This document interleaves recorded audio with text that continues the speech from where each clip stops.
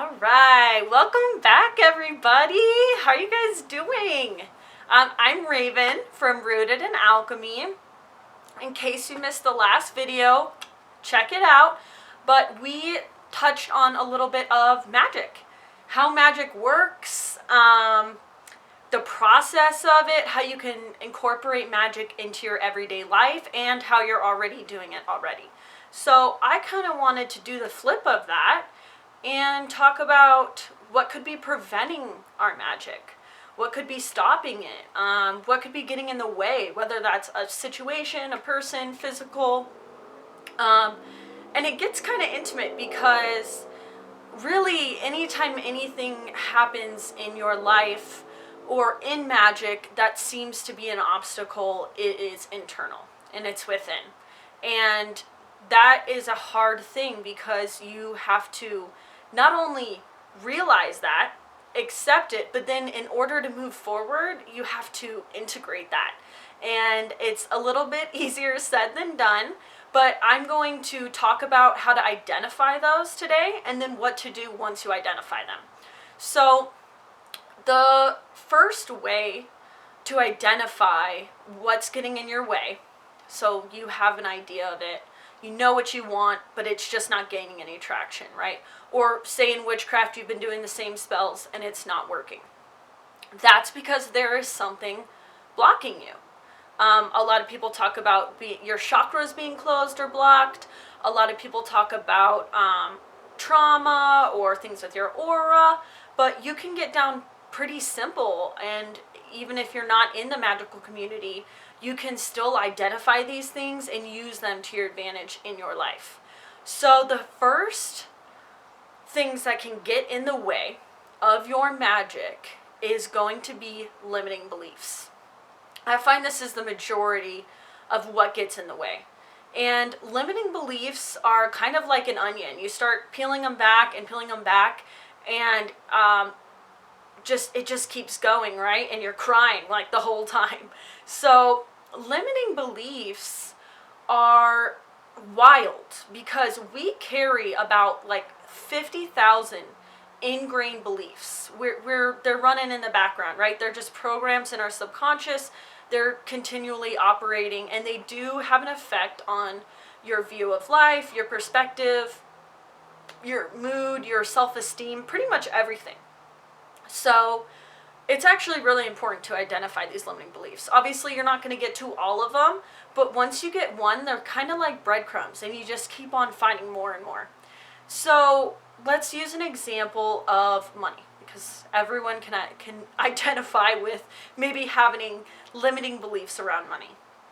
I first did this practice, and I couldn't believe the amount. I think I got like 30 post-it notes of limiting beliefs. And kind of when you find one, you realize that there's a root of that. And that's the core limiting belief. So in terms of money, one I had, I'll just tell you mine and we'll go from there, would be that I thought anyone that was wealthy gained it unethically. So even deeper than that, I'm essentially telling myself that if you have money, you're unethical or you're evil or you're a bad person. So that's pretty deeply rooted, and I can now identify that that would get in the way of any type of money manifestation. Another limiting belief that I had was that money was stressful. Money caused stress. And a lot of the times, these beliefs that we carry come from childhood. So you see your parents stressed out about money, you kind of soak that up and you think, you know what, money's not cool, money stresses me out, paying the bills, that's awful. And you just keep on, and then as you get older and you pay your own bills and you see them and you just go, oh, every time you get a bill, you know what I mean? You're like, oh, more money out. And this belief is a little bit linked to a scarcity mentality. And I think a lot of people can identify with a scarcity mentality, which is you feel like you never got enough, you didn't have the resources you need, you just felt some type of way about it. And so you're holding on tightly. Anything you have, you like save it, you put it into a nut, it's not going anywhere, you're not putting the money out. This does not work well with money because money needs to flow. Even in the witchcraft community, it's like you put money out and 3 times it'll come back to you. So money needs to be constantly flowing, moving. It needs that energy going and going and going. So if you have a scarcity mentality and you stop it and you hold on to that money, you're not letting it flow. You're not letting it do what it naturally wants to do. And so unfortunately, you're going to attract that, right? You're going to attract the scarcity, and you're going to end up living in scarcity. It's wild. So that is a huge one. Scarcity mentality, so bad. And then another one would be, and it's pretty easy to identify, like yes or no, I have a bad relationship with money. That's a limiting belief. And that kind of incorporates everything, right? Money stresses you out. You haven't seen anything good happening with money. If you've ever noticed, people that usually have money have kind of a little bit of a freer viewpoint on money. They spend it and it comes right back, that type of thing. Or they just don't view money as a pain point or a stressor. So those are limiting beliefs. But then you can also identify what some people call 1,000 oaths. And this is where it gets a little taboo and a little bit different. But I personally believe in this. I do believe in reincarnation. 1,000 oaths has to do with oaths that you made yourself, either throughout past lifetimes, in your most recent past life, or through your ancestral bloodline. So basically you can carry it in your DNA as well. And these 1,000 oaths are oaths that you made to yourself, and you're not going to break them. You told yourself, I will not do this. So an example would be maybe in a past life, all you cared about was money and work, and you didn't prioritize your family, so you lost your family. So in that lifetime, you learned this lesson, and you promise yourself, I'm never going to care about money again, because sometimes we go the other way, like just, whew, we didn't actually learn the lesson, we just kind of flipped it.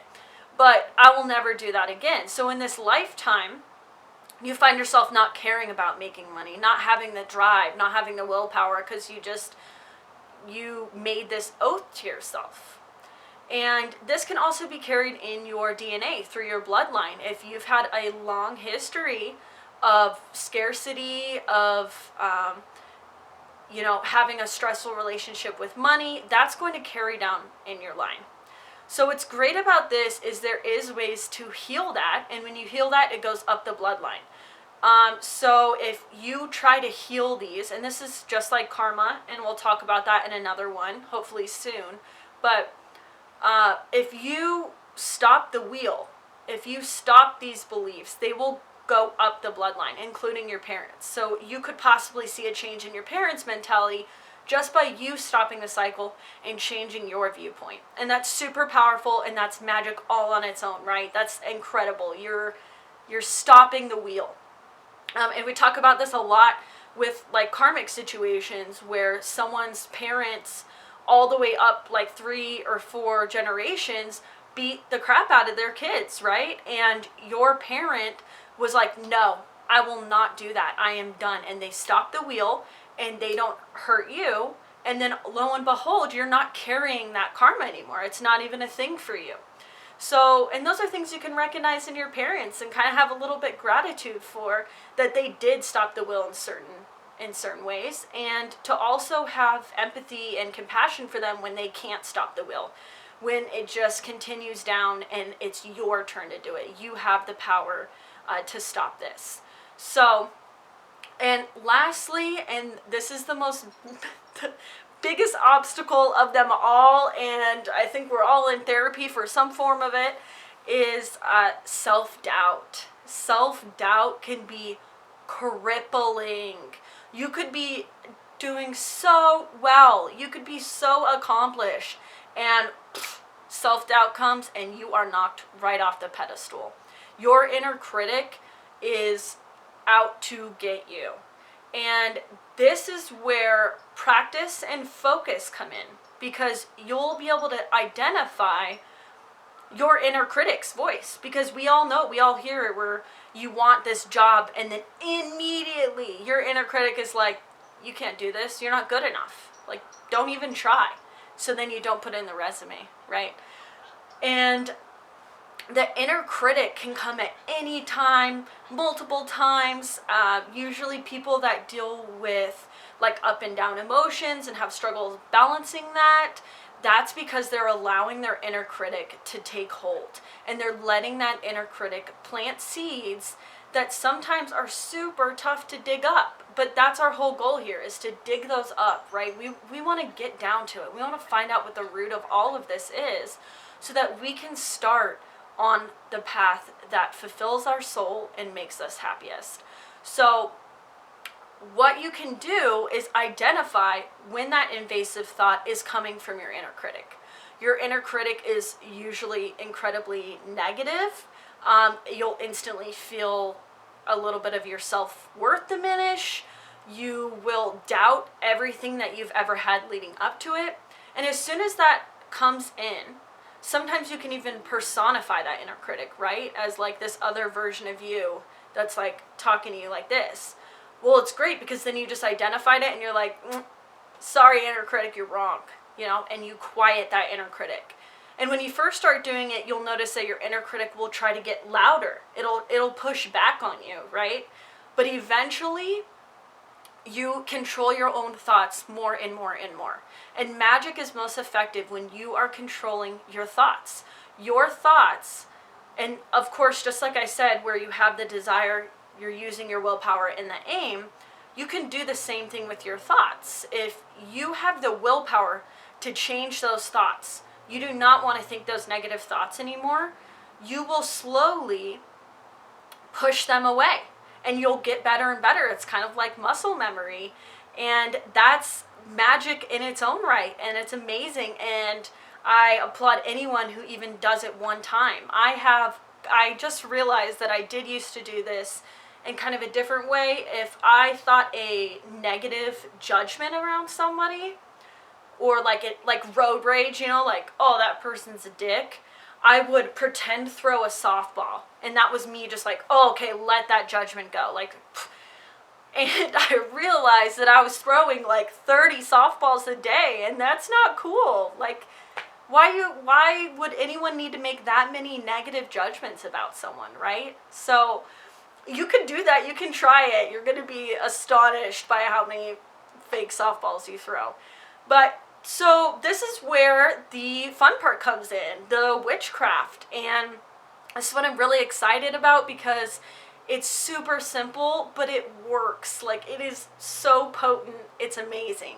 And that would be to write down these limiting beliefs. Write down these 1,000 oaths you think you're carrying.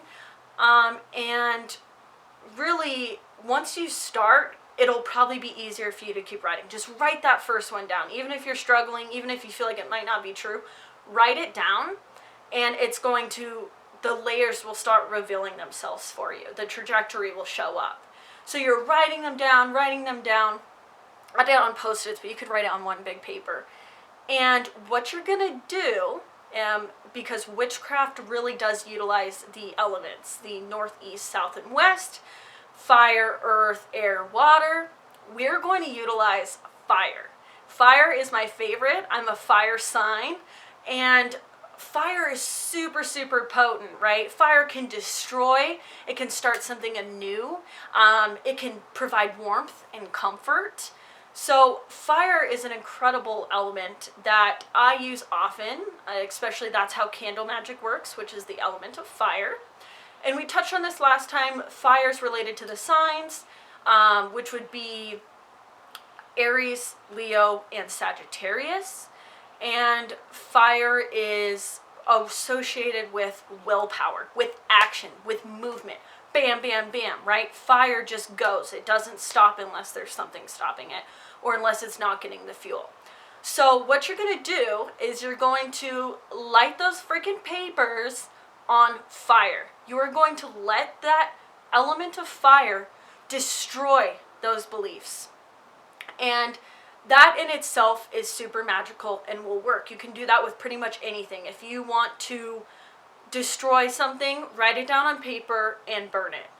But you also need to incorporate release, which is letting it go. You need to, the fire is burning it and scouring, you need to release those thoughts. And what's crazy and is the most amazing part of magic is you can use your voice to do this. We'll talk about astral projection a little bit later, but astral projection is basically you're using your subconscious, and because of that, you can say something and directly it will happen. You can say clarity, and then bam, you're seeing completely clearly. So going back to that, you can use your voice to release these beliefs. So what I did is I read each one by one. I release the belief that money is stressful. I release the belief that I have a bad relationship with money. I release the belief that I'm unlucky. I release the belief that I'm unworthy. I release the belief that, that money is scarce. And you just, the more, just like I was talking about earlier, the more you put behind it, the more you really give it, the more you get out of it. It's the universe is always a reflection. One part is the whole, and it's amazing. So, and people kind of get weird about this because it's embarrassing, right? To just like yell to the wind. But you can also really work magic by doing that, by saying the spoken word out loud. I mean, we've heard poems and things that move you, and it's the spoken word. It's huge. You're basically using the element of air, right? You're speaking it out, using the element of air, and you're using the fire to burn it. So you're burning it, and you're letting them go away. You're letting them off with the wind, right? You don't need those anymore. The universe is like, nope, you're good. We'll take care of this. Release those beliefs. And I think that you'll be shocked by the results. A little tip here would be you can write the flip side, a wish on a bay leaf and burn it. And this is also a form of manifestation, and it's a form of witchcraft, and it's one of the most simple witchcraft spells. It requires zero money pretty much, and it's incredibly potent. So what I want you to do is just write these limiting beliefs down, whatever it is, you know what I mean? Money is obviously an easier one. You could do like friendships, like say you're not getting the friendships that you're looking for or the love interest, and you're just like, I don't understand what's going on. You can start writing beliefs like, and you can start with the positive. I want like-minded friends that I can feel comfortable with. Well, why don't you flip that and try and see what the limiting belief is, which is, I'm not comfortable around people who aren't like me. And you can keep going down layer by layer and get down into these. And I think that this would be so helpful for people that have lots of self-doubt, or people that get in their own way, or people that are struggling in their love life and maybe aren't looking internally. So I just wanted to talk about what gets in our way. I feel like this is the flip side of the last one, but you have to talk about the good and the bad. The universe is all about polarity and balance. There are no mistakes. We're all just experiencing this, and if you choose one direction, I applaud you and thank you so much for experiencing that, because not all of us choose that direction. We choose a different direction. So I just want to thank you guys. I really hope you go out and try this, and I will definitely be posting more videos on a little bit more deeper. These were definitely the basics, but thank you guys so much for being with me. I hope you subscribe. If you have any questions, drop them down below. Like I said, I am a free resource. I'm here for everybody. I get so much joy out of just having these conversations. So thank you so much. Bye, guys.